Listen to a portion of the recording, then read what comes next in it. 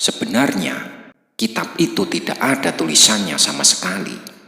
Papan tanpa tulis, ning isoh diwoco. Papan tulis yang tidak ada tulisannya tetapi bisa dibaca. Karena huruf-hurufnya bukanlah terletak di dalam kitab tersebut, tetapi di dalam setiap langkah kehidupan yang kita alami dan rasakan. Itulah kitab kehidupan. Tulis tanpa papan, menulis tanpa papan tulis. Papan tanpa tulis, tulis tanpa papan. Demikianlah kode rahasia ilmu hakikat marifat. Papan tanpa tulis adalah hati nurani kita, kesadaran ilahi kita. Dan tulis tanpa papan adalah kehidupan kita, makna dari perjalanan serta pengalaman hidup kita, yang mana kita sendirilah yang menjadi penulisnya. Dalam tataran kasanah keilmuan orang Jawa, ada beberapa hal yang harus ditempuh jika seseorang ingin mencapai kesempurnaan hidup. Salah satunya, tataran yang harus dilewati tertuang dalam kitab Sastro Jendro Hayuningkrat. Nama lain dari Sastro Jendro Hayuningkrat adalah Sastro Cetha, sastro tulis tanpa papan kasunyatan, walaupun tanpa tulis dan papan, tapi maknanya terang alias cetha atau jelas dan bisa digunakan sebagai serat pepakem, paugering gesang.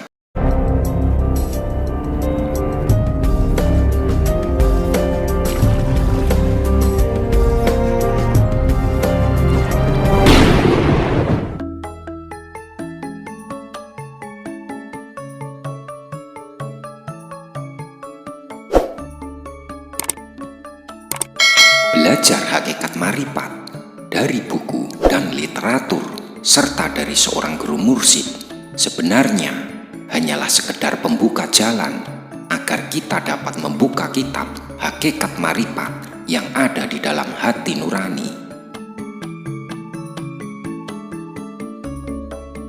Dan ketika kitab hakikat yang ada di dalam hati nurani sudah mulai terbuka, sebenarnya kitab itu tidak ada tulisannya sama sekali. Papan tanpa tulis, ning isoh diwoco. Papan tulis yang tidak ada tulisannya tetapi bisa dibaca. Karena huruf-hurufnya bukanlah terletak di dalam kitab tersebut, tetapi di dalam setiap langkah kehidupan yang kita alami dan rasakan. Itulah kitab kehidupan. Tulis tanpa papan, menulis tanpa papan tulis. Papan tanpa tulis, tulis tanpa papan. Demikianlah kode rahasia ilmu hakikat marifat. Papan tanpa tulis adalah hati nurani kita, kesadaran ilahi kita. Dan tulis tanpa papan adalah kehidupan kita, makna dari perjalanan serta pengalaman hidup kita, yang mana kita sendirilah yang menjadi penulisnya.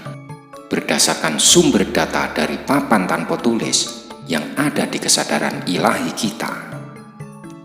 Ilmu-ilmu Allah yang dipancarkan ke dalam hati nurani kita masihlah berbentuk cahaya yang bermuatan kode-kode informasi dan keilmuan, dan tersimpan di alam bawah sadar kita yang terdalam di dalam hati nurani kita, di level kesadaran ilahi kita, yang mana untuk menerjemahkan serta mengenkripsinya, kita harus membacanya secara langsung di dalam perjalanan kehidupan kita.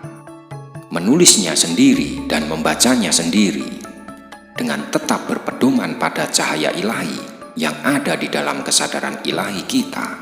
Itulah sebabnya ketika ada seseorang yang sok sufi, kemudian menukilkan dalil-dalil dari literatur kitab kertas, maka saya pun hanya diam dan tertawa dalam hati saja, karena saya tahu dia masihlah buta huruf.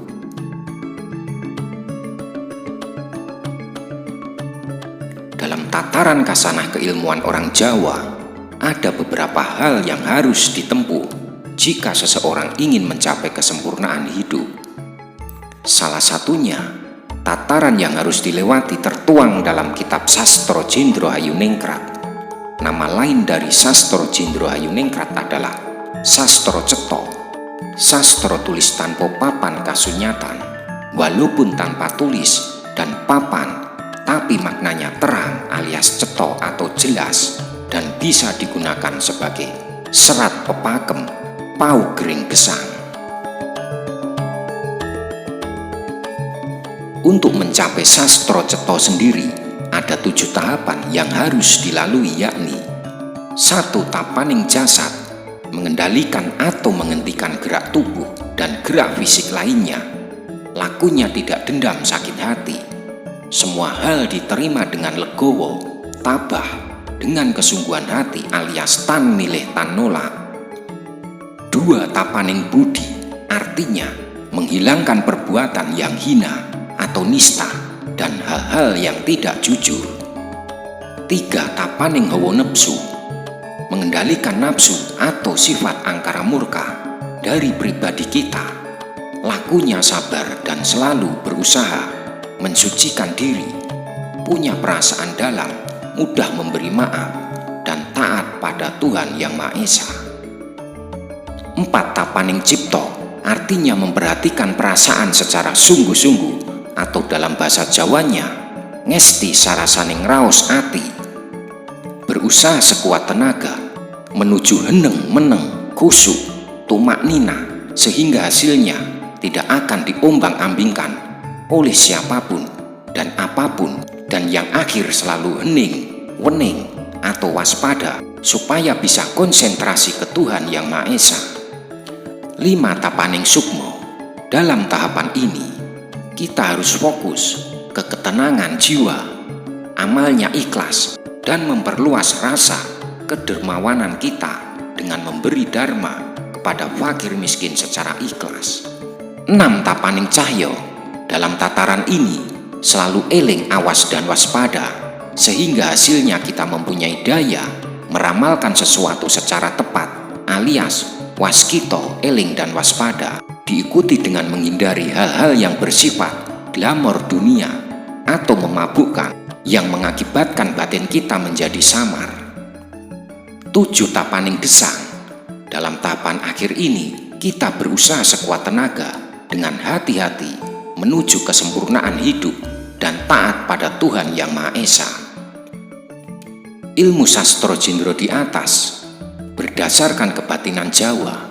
Sastra ini bermakna mantra berdasarkan ilmu pengetahuan, dengan kata lain ilmu untuk memupuk kesejahteraan dunia, memayu hayuning bawono, yang berasal dari Batara Indra, yang juga bermakna indra loka alias pusat tubuh manusia yang berada di dalam rongga dada, yaitu jantung. Pusat dalam kaitan di atas bermakna sumber atau rasa sejati, ambang batas, hayu ing rat, artinya menuju keselamatan dunia. Keselamatan jagat dumadi yo kang diwastani hamemayu hayuning bawono. Demikianlah sedikit penjelasan tentang kitab Jawa, papan tanpa tulis, tulis tanpa papan, kitab sastra jendro hayuningkrat. Terima kasih. Salam Rahayu.